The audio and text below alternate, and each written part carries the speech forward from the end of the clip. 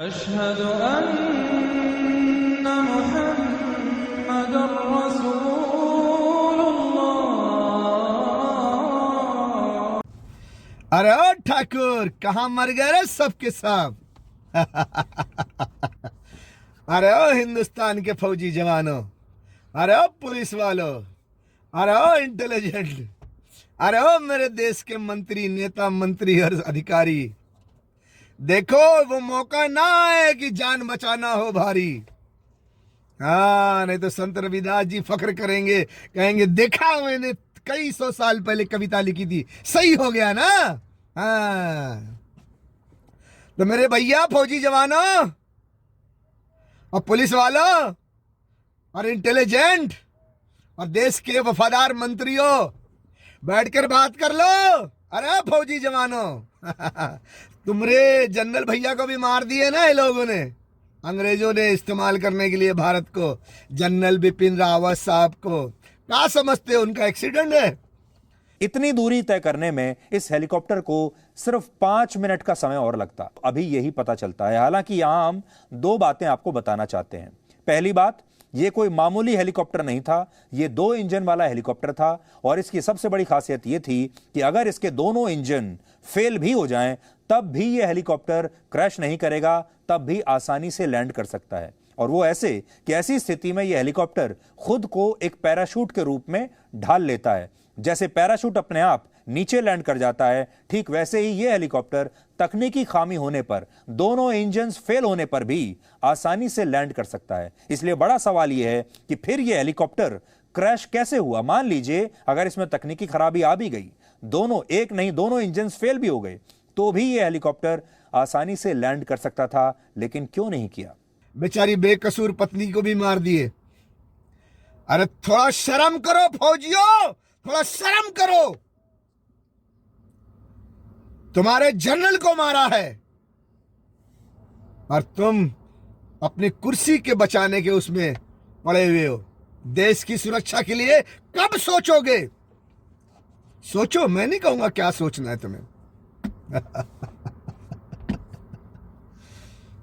थोड़ा सा इंतजार करो। अगर मेरी बात का यकीन नहीं है तो, और मैं जो बोल रहा हूं सही है, जनरल बिपिन रावत साहब को मारा गया है, उनको इस रास्ते से हटाया गया है क्योंकि फौज पूरी इस्तेमाल में ना आती। वफादार थे शायद भारत के, वफादारों को तो ऐसे ही रास्ते से हटा दिया जाता है ना। इतना हिंदू मुसलमान कर रहे हो, इतना हिंदू मुसलमान कर रहे हो, राजा सिंह जा रहा पूरे स्टेट में हिंदू मुसलमान करने। क्या करने? हिंदू मुसलमान करने, राष्ट्र, हिंदू राष्ट्र बनाने के लिए। और हिंदुस्तान की इतनी बड़ी फौज का सरदार जो था जनरल बिपिन रावत साहब, उसको मार दिया। उसके लिए कोई बातचीत नहीं, ना कोई फौजी जवान बात करता है, ना कोई पुलिस वाला बात करता है, ना कोई मीडिया वाला बात करता है। सबको साफ सूंघ गया है। खत्म कहानी यार, खर्च मर गया आदमी, खत्म कहानी। कैसे मर गया, क्यों मर गया इतना बड़ा फौजी जवान? खत्म कहानी। सोचो। कहीं तुम न शिकार हो जाओ, तुम भी जरा टेक केयर। हाँ, अंग्रेजों के खिलाफ जाओगे और ये सरकार के खिलाफ जाओगे तो मारे जाओगे। मैंने पहले भी कहा था माहिम पुलिस स्टेशन में, उन्होंने जब मुझे बयान देने के लिए बुलाया था तो मैं जाकर उनको बयान दिया, बोला था मैंने उनको कि देखो इस मुल्क को, हिंदुस्तान को अंग्रेजों ने हाईजैक कर लिया है, जो भी उनके खिलाफ जाएगा वो उसे मार देंगे। मुंबई शहर में हो तो जाके माहिम पुलिस स्टेशन में पूछ लो। एक साहब थे, पवार साहब शायद नाम था, अभी थोड़ा जहन में उतरा हुआ है, थोड़ा पवार साहब या ऐसा कुछ था, जो वो रिपोर्ट लिखते थे, कंप्यूटराइज करते थे लिख करके। उन्होंने कंप्यूटर में क्या लिखा क्या नहीं लिखा मालूम नहीं, क्योंकि कंप्यूटर उनके हाथ में था, वो लिख रहे थे। उन्होंने जैसे मुझसे पूछा, मैंने उनको पूरा समझाया, पूरा जवाब दिया है। उनको समझाया है मैंने कि हिंदुस्तान को अंग्रेजों ने हाईजैक कर लिया है और जो भी उनके रास्ते में आएगा वो हिंदुस्तान को इस्तेमाल करना चाहते हैं, और जो भी इसके रास्ते में आएगा, जिसको वो अपने रास्ते का कांटा समझेंगे, साफ कर देंगे, उसे मार देंगे। वो जाकर पूछ लो, इंक्वायरी कर लो। पुलिस वाले हो ना, फौजी हो ना, जाकर माहिम को दो। 21 मई को, 21 मई, नो सॉरी 16 मई 2021 को, 16 मई 2021 को, 16 मई 2021 को मैं वहां पुलिस स्टेशन में था और अपना बयान लिखाया था 2-3 दिन के बाद, 4 दिन के बाद जाके फिर फुर्सत से बैठकर बातचीत किया था। और मेरे ख्याल से मैं अभी 2023 में गया था इंडिया, तो 23 में गया था, तो मैं गया था पुलिस स्टेशन मिलने ऑफिसर से, लेकिन वो थे नहीं, उनका सबका ट्रांसफ़र हो गया था। तो जहाँ तक सा है कि पवार साहब का ट्रांसफ़र हुआ है किसी एयरपोर्ट पर, किसी क्राइम ब्रांच है, एयरपोर्ट पर कोई क्राइम ब्रांच है, वहाँ पे कहीं उनका ट्रांसफ़र हुआ है। मैंने पता किया तो बता रहे थे। तुम्हारे लिए आसानी होगी पुलिस वालों, जाकर इंक्वायरी कर लो। हाँ, ऐसा वैसा नहीं हूं, चिंदी चोर नहीं हूं, चिंदी चोर मत समझना और बेवकूफ समझ के इग्नोर भी मत करना। मैं तुमको बहुत काम की बात बता रहा हूं, अपने देश की सुरक्षा करने के लिए खड़े हो जाओ।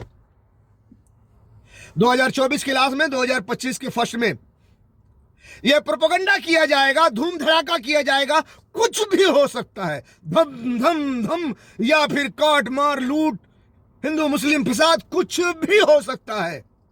मामला गर्म किया जाएगा कि पाकिस्तान में हमला करो, फिर ईरान को भी मारो, ताकि तुम्हारा भाई, तुम्हारा दोस्त, तुम्हारा रिश्तेदार अंग्रेज पाकिस्तान ईरान को मारकर जाकर पूरे गल्फ के पेट्रोल पर कब्जा कर लें। इसके लिए काम होने जा रहा है। तो हिंदुस्तान की फौज, हिंदुस्तान की पुलिस, हिंदुस्तान के इंटेलिजेंट तमाम और पब्लिक और तमाम मिनिस्टर्स, सरकारी अधिकारी, तुमको बार बार मैं समझा रहा हूं, आपस में बैठकर राय मशवरा करके और फैसला कर लो कि तुम्हें क्या करना है। और अगर नहीं बाज आए, नहीं फैसला किया, होशियार नहीं हुए, अपने देश को अंग्रेजों से नहीं बचाया, तो जनरल बिपिन रावत साहब को मार के भी कुछ फायदा नहीं होगा तुमको।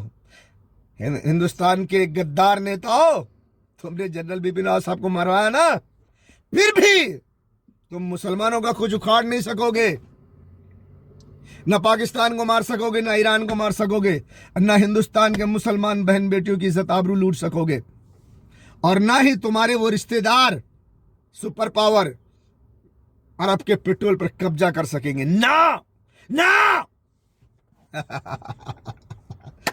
पक्की बात है मेरे दोस्तों, मेरे पुलिस वालों, मेरे देश के पुलिस वालों, मेरे देश के फौजी जवानों, पक्की बात है, पक्की बात है, पक्की बात है।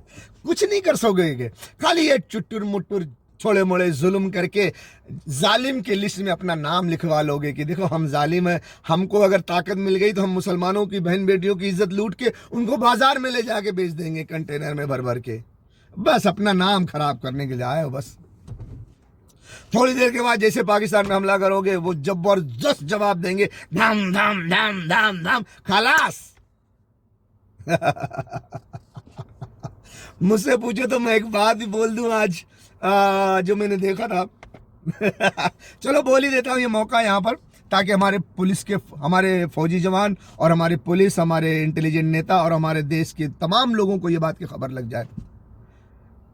मुझे कुछ इल्म है तभी तो बात कर रहा हूँ। एक बात नोट कर लो, कल जब तुम पाकिस्तान के हाथ मार खाओगे तो तुम्हारे दुश्मन तुमको आएंगे, मार के तबाह करके चले जाएंगे, और तुम्हारे देश की मीडिया, नेशनल मीडिया, जिसको आज गोदी मीडिया कहते हैं,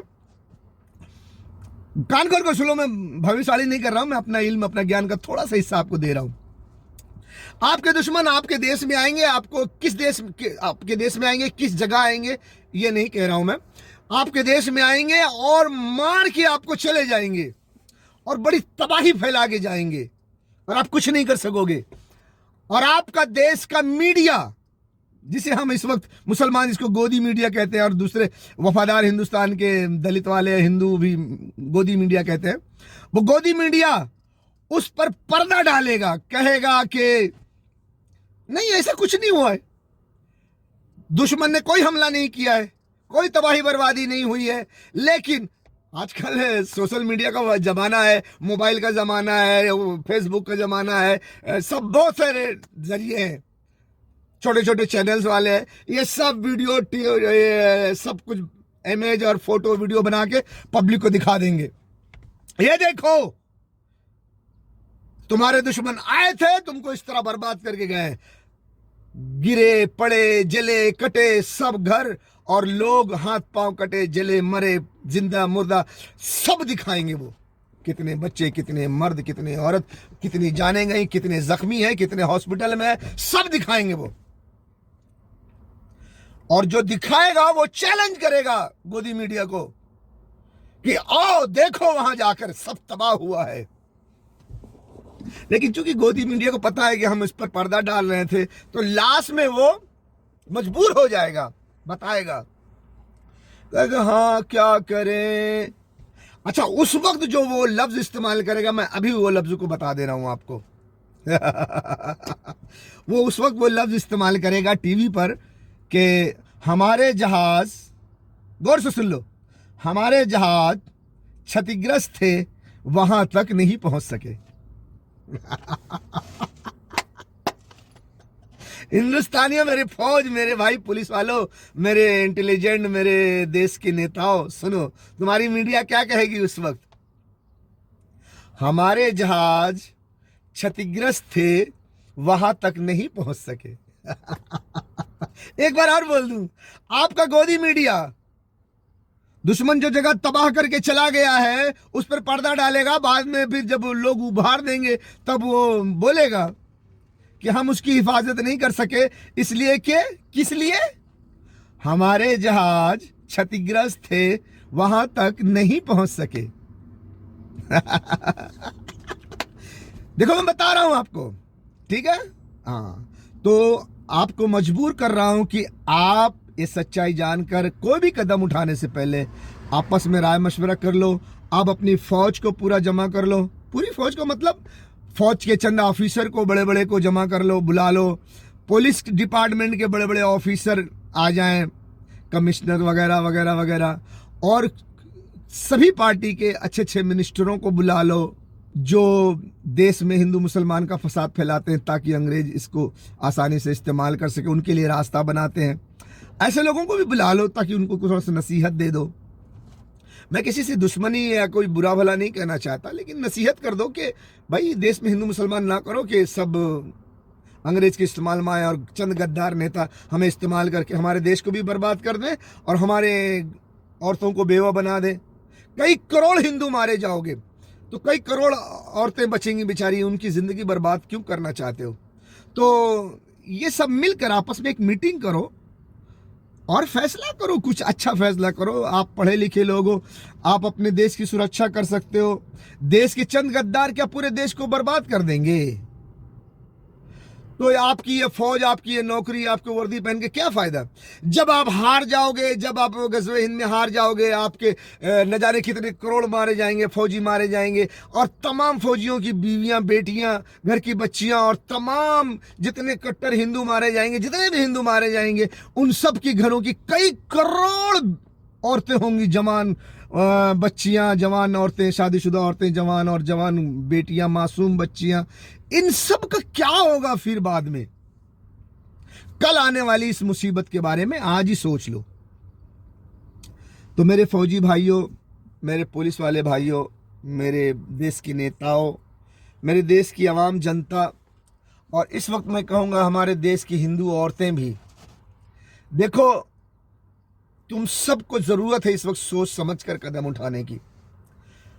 और सोचो समझो इस बात पर कि अमेरिका वहाँ लड़ रहा है अरब के पेट्रोल पर, और हमें यहाँ दंगा फसाद करने की क्या ज़रूरत है? हमें क्या ज़रूरत है पाकिस्तान पे हमला करने के लिए? हमें क्या ज़रूरत है ईरान पे न्यूक्लियर मिसाइल मारने की? हमें क्या ज़रूरत है हम हिंदुस्तानियों को आपस में लड़ने की? पेट्रोल पे वो कब्जा करेंगे, उनका फ़ायदा होगा, वो पूरी दुनिया पे राज करेंगे, तुम्हारा क्या फ़ायदा होगा?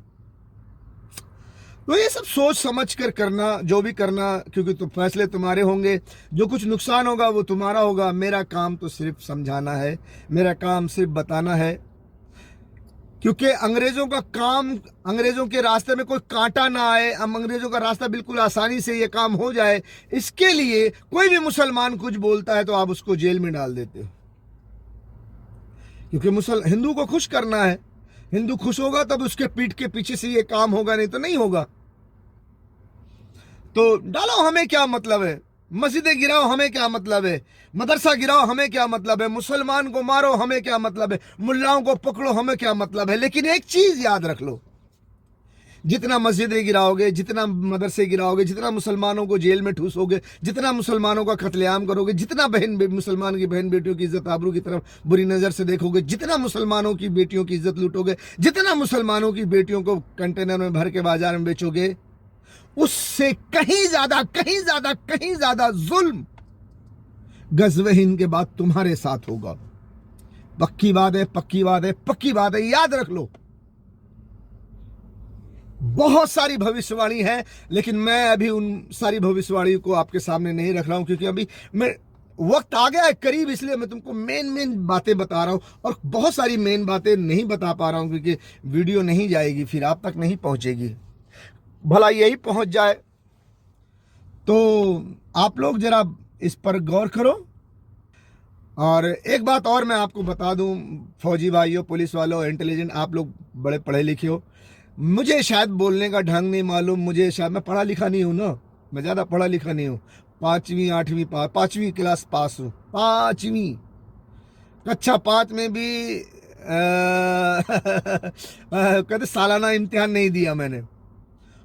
5 क्लास हिंदी मीडियम से, 5 क्लास उर्दू मीडियम से, दोनों बराबर, तराजू का दोनों पलड़ा बराबर है, दोनों पढ़ाई मैंने बराबर पढ़ी है। और स्कूल से, मदरसे से निकलकर जब मैं 14-15 साल का था तो मैं बम्बई शहर निकला और मेहनत मजदूरी करके अपना पेट पाल रहा हूँ। आज तक मेहनत मजदूरी करके, नौकरी करके पेट पाल रहा हूँ। तो मेरी बहुत सारी बात का अंदाज कुछ गलत होगा, कुछ सही होगा, कुछ आपको बुरा लगेगा, कुछ ये लगेगा, मैं माफ़ी चाहता हूँ। मैं किसी के दिल को ठेस नहीं पहुँचाना चाहता, मैं खुलासा करके, किसी की परवाह ना करके खुलासा सच को आप तक पहुंचाना चाहता हूं। अगर मेरी थोड़ी बहुत गलती भी हो तो सच आप तक पहुंच जाए, कोई बात नहीं। मेरी कोई गलती है तो माफ़ करना, नहीं माफ़ करना है तो सज़ा दे देना, कोई बात नहीं। लेकिन मेरा मकसद है हिंदू मुसलमान देश में ना हो और हिंदुस्तान को बचाना, हिंदुस्तान मुल्क बचाना और हिंदुस्तान के लोगों को बचाना, मुसलमान कौम की और हिंदू कौम की भी बेटियों की इज्जत आबरू से बचाना। वरना अगर ये अधर्मी कामयाब हो गए तो दुनिया भर की औरतें धीरे धीरे बाजार में बैठ जाएंगी, धीरे धीरे दुनिया भर की औरतें बाजार में बैठ जाएंगी। सबसे पहले मुसलमान औरतें बाजार में बैठ जाएंगी और उसके बाद जब ये गल्फ पे पूरा पेट्रोल पे सुपर पावर का कब्जा हो जाएगा तो फिर थोड़े दिन में ही चाइना को मार देंगे, फिर थोड़े दिन में वो रूस को मार देंगे। उसके बाद सारी दुनिया उनके बाप की है, सारी दुनिया की दौलत उनके बाप की है। फिर वो जो तमाम मुल्कों में अय्याशी के अड्डे बन रहे हैं, डिजिटल सिटी बन रहा है, वो सब बहुत जल्द सिटी बन के तैयार हो जाएगा और हिंदू, मुस्लिम, सिख, ईसाई तमाम दुनिया की खूबसूरत औरतें लाकर उनमें भर दी जाएंगी और उनके साथ वो शराब और अय्याशी की जिंदगी गुजारेंगे, जो उनका मकसद है, जो इल्यूमिनेटी खुफिया एजेंसी का मकसद है। तो मेरे दोस्तों, ये मकसद है दुनिया भर की औरतों को बाजार में बिठाने का, उनके साथ शराब अय्याशी की जिंदगी गुजारने का मकसद है। तो मेरे हिंदुस्तान के फौजियों, तुम्हारा अहम रोल है, तुम अपना रोल अदा करो। तुम्हारी एक गलती दुनिया भर की औरतों को बाजार में बिठा देगी और तुम्हारी एक सही सोच, सूझबूझ से उठा हुआ कदम दुनिया भर की औरतों की इज्जत आबरू की हिफाजत करेगी। समझ आए मेरे दोस्तों? काश कि तुमको मैं तुम्हारे पास बैठकर तुम्हें समझा सकता। मैं इस काबिल नहीं हूं कि तुम सबकी महफिल में आकर तुम्हें समझा सकूं। ये जो थोड़ा बहुत ये जो सिस्टम है, इस सिस्टम के ज़रिए मैं तुम तक अपनी बात पहुंचा रहा हूं। जो गलती हो माफ़ी चाहता हूं। राजा सिंह, आपसे भी माफ़ी चाहता हूं अगर आपको मेरी बात बुरी लगी हो तो। मैं किसी से कोई लड़ाई झगड़ा नहीं करना चाहता और एक मुसलमान हैसियत से और एक हिंदुस्तानी हैसियत से फिर भी मैं आपको समझाना चाहता हूं, बस मेरा समझाने का मकसद है। हाँ, ये बात, और मैं इससे बेफिक्र हूं कि आपको चाहे मेरी बात बुरी लगे चाहे अच्छी लगे, इससे बेफिक्र हूं मैं, मगर मेरा मकसद आपको समझाना है और औरत जात की इज्जत आबरू से, औरत जात की इज्जत आबरू की हिफाजत करना है, उनकी इज्जत बचाना है कि किसी तरह औरत को बाजार में ना बिठाया जाए, उनकी इज्जत आबरू की हिफाजत हो। वरना हिंदुस्तान के हुक्मरान अधर्मी अंग्रेजों के रास्ते पे चलकर अंग्रेजों की गुलामी करके देश को भी बर्बाद करेंगे और देश और विदेश और दुनिया की औरतों को बाजार में बिठा देंगे।